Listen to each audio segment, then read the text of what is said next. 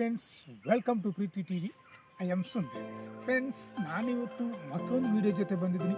ಇವತ್ತಿನ ನನ್ನ ವಿಡಿಯೋದಲ್ಲಿ ನಾನು ನಿಮಗೆ ಪರಿಚಯ ಮಾಡಿಸ್ತಿರುವಂಥದ್ದು ನಮ್ಮ ತುಳುನಾಡಿನಲ್ಲಿ ಕೊಡೆಂಚಿ ಅನ್ನೋ ಒಂದು ಹೆಸರಿಂದ ಕರೆಯಲ್ಪಡುವ ಒಂದು ಗಿಡವನ್ನು ಮತ್ತು ಅದರ ಹೂವನ್ನು ಮತ್ತು ಆ ಹೂವಿನಿಂದ ಒಂದು ಟೇಸ್ಟಿಯಾದ ಮತ್ತು ಆರೋಗ್ಯಕರವಾದ ಒಂದು ಸಾಂಬಾರನ್ನು ನಾವು ತಯಾರು ಮಾಡ್ಬೋದು.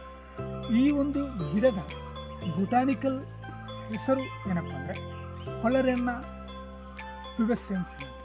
ಆಮೇಲೆ ಕಾಮನ್ ಆಗಿ ಈ ಒಂದು ಗಿಡವನ್ನು ಕಾನೆಸ್ಸಿ ಅಥವಾ ಇಂದ್ರ ಜಾವು ಅನ್ನೋ ಒಂದು ಹೆಸರಿಂದ ಕರೀತಾರೆ. ಕನ್ನಡದಲ್ಲಿ ಈ ಒಂದು ಗಿಡವನ್ನು ರಜಾವು ಅಥವಾ ಒಂದು ಕುಟಜ ಅನ್ನೋ ಒಂದು ಹೆಸರಿಂದ ಕರೀತಾರೆ. ಈ ಒಂದು ಗಿಡವನ್ನು ಆಯುರ್ವೇದಿಕ್ ಮೆಡಿಸಿನ್ಗಳಲ್ಲಿ ಹೆಚ್ಚಾಗಿ ಯೂಸ್ ಮಾಡ್ತಾರೆ.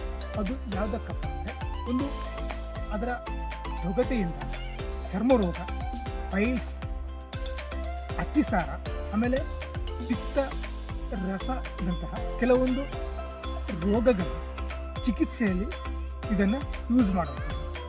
ಇದರಲ್ಲಿ ಹೆಚ್ಚಾಗಿ ನಮಗೆ ಸಾಮಾನ್ಯವಾಗಿ ಸಿಗುವಂಥದ್ದು ಎರಡು ಟೈಪ್ ಅಂಥದ್ದು. ಒಂದು ಕೊಕ್ಕೆ ಕೊಡೆಂಚಿ, ಆಮೇಲೆ ಕೊಡೆಂಚಿ ಅಂಥದ್ದು. ಈ ಕೊಕ್ಕೆ ಕೊಡೆಂಚಿಯನ್ನು ಇದರ ಒಂದು ಹೂವನ್ನು ನಾವು ಈ ಸಾಂಬಾರನ್ನು ಮಾಡೋಕ್ಕಾಗಲ್ಲ.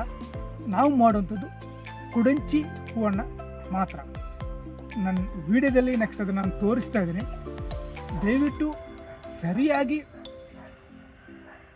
ಇದ್ರ ಬಗ್ಗೆ ತಿಳಿದುಕೊಂಡು ಈ ಒಂದು ಸಾಂಬಾರನ್ನು ನೀವು ತಯಾರಿಸಬೇಕು.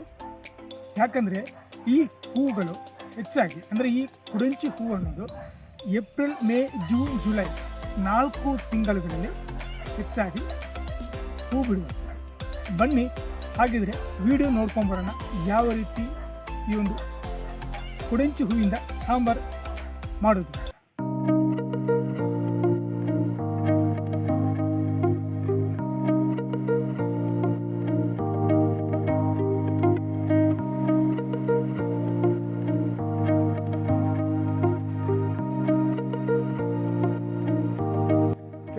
ಈ ಒಂದು ಕೊಡೆಂಚಿ ಹೂವಿನ ಸಾಂಬಾರನ್ನು ತಯಾರು ಮಾಡೋದಕ್ಕೆ ಬೇಕಾಗಿರುವಂತಹ ಒಂದು ಸಾಮಗ್ರಿಗಳು ಏನಪ್ಪ ಅಂದರೆ ಇಲ್ಲ ನಾನು ತಗೊಂಡಿದ್ದೀನಿ ನೋಡಿ.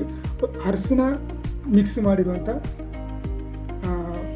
ಹುರಿದ ತೆಂಗಿನ ತುರಿ, ಆಮೇಲೆ ಒಂದು 10 ಊರಿನ ಮೆಣಸು ತಗೊಂಡಿದ್ದೇನೆ, ಆಮೇಲೆ ಒಂದು ಚೂರು ಕೊತ್ತಂಬರಿ ಇದೆ, ಒಂದು 3 ಪೀಸ್ ಬೆಳ್ಳುಳ್ಳಿ ಇದೆ, ಹಾಗೆ ಹುಣಸೆ ಹುಳಿ ಇದೆ, ಆಮೇಲೆ ಸ್ವಲ್ಪ ಜೀರಿಗೆ ತಗೊಂಡಿದ್ದೇನೆ. ಆಮೇಲೆ ಇಲ್ಲಿ ನಾನು ಈ ಒಂದು ಕೊಡೆಂಚಿ ಹೂವನ್ನು ಒಣಗಿಸಿ ರೆಡಿ ಮಾಡಿಟ್ಕೊಂಡಿದ್ದೇನೆ. ಬನ್ನಿ ನೆಕ್ಸ್ಟ್ ತೆಂಗಿನ ಎಣ್ಣೆಯನ್ನು ಹಾಕಿ ಈಗ ಒಂದು ನೀರುಳ್ಳಿಯನ್ನು ಕಟ್ ಮಾಡಿ ತಗೊಳ್ತಾ ಇದ್ದೀನಿ ನೋಡಿ.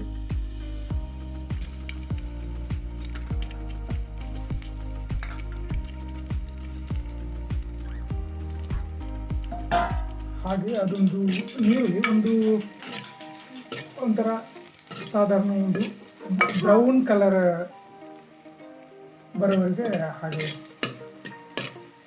ಮಾಡ್ತಾ ಇತ್ತು.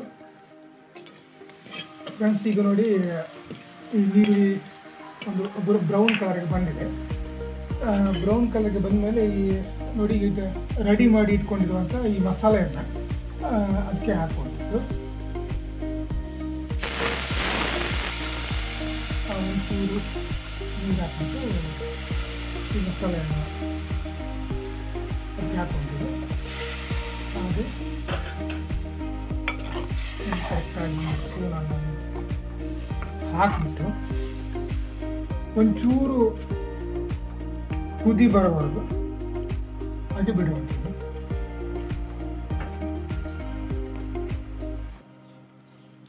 ನೋಡಿ, ಇದು ಮಸಾಲ ಕುದೀತಾ ಇದೆ ನೋಡಿ.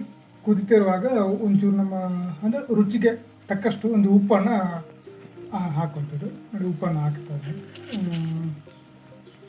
ಉಪ್ಪು ಹಾಕಿ ಸ್ವಲ್ಪ ಹೊತ್ತು 1-2 ನಿಮಿಷ ಅದು ಮತ್ತೆ ಕುದಿಬೇಕು. ಮತ್ತು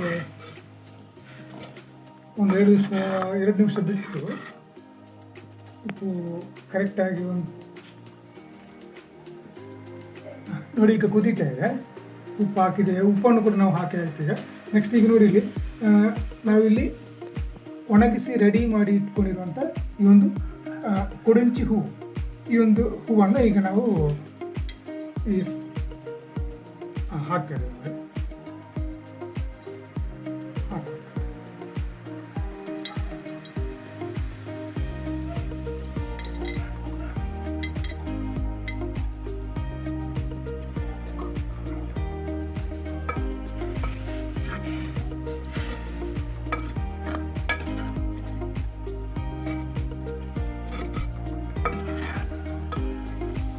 ಫ್ರೆಂಡ್ಸ್, ಈ ಒಂದು ಹೂವನ್ನು ಹಾಕಿದ ಮೇಲೆ ಒಂದು 3 ರಿಂದ 5 ನಿಮಿಷ ಕುದಿಬೇಕು. ಆಮೇಲೆ ನೋಡಿ ಈಗ ಈ ಒಂದು ಸಾಂಬಾರು ರೆಡಿಯಾಗಿದೆ ನೋಡಿ. ಈ ಥರ ಆದಮೇಲೆ ನಾವು ಇದನ್ನ ಇಳಿಸ್ಬೋದು. ಫ್ರೆಂಡ್ಸ್ ನೋಡಿ, ಇಲ್ಲಿ ಈಗ ಈ ಕೊಡೆಂಚಿ ಹೂವಿನ ಸಾಂಬಾರು ರೆಡಿಯಾಗಿದೆ. ಈ ಒಂದು ಸಾಂಬಾರು ತುಂಬಾ ಟೇಸ್ಟಿಯಾಗಿದೆ, ಆಮೇಲೆ ಅಷ್ಟೇ ಆರೋಗ್ಯಕರವಾಗಿರುವಂಥ ಒಂದು ಸಾಂಬಾರು ಇದು. ಯಾಕಂದರೆ ಇದು ಪ್ರಕೃತಿ ದತ್ತವಾಗಿ ದೊರೆಯುವಂಥ ಒಂದು ಹೂವಿನಿಂದ ತಯಾರಿಸಿರುವಂಥ ಒಂದು ಸಾಂಬಾರಾಗಿರ್ತದೆ. ಹಾಗೆ ಫ್ರೆಂಡ್ಸ್, ಈ ವಿಡಿಯೋ ನಿಮಗೆ ಇಷ್ಟ ಆಗಿದರೆ ದಯವಿಟ್ಟು ಲೈಕ್ ಮಾಡಿ, ಶೇರ್ ಮಾಡಿ, ಸಬ್ಸ್ಕ್ರೈಬ್ ಮಾಡಿ ಅಂತ ಹೇಳ್ತಾ ಮತ್ತೆ ಸಿಗ್ತೀನಿ ಮತ್ತೊಂದು ವಿಡಿಯೋದಲ್ಲಿ.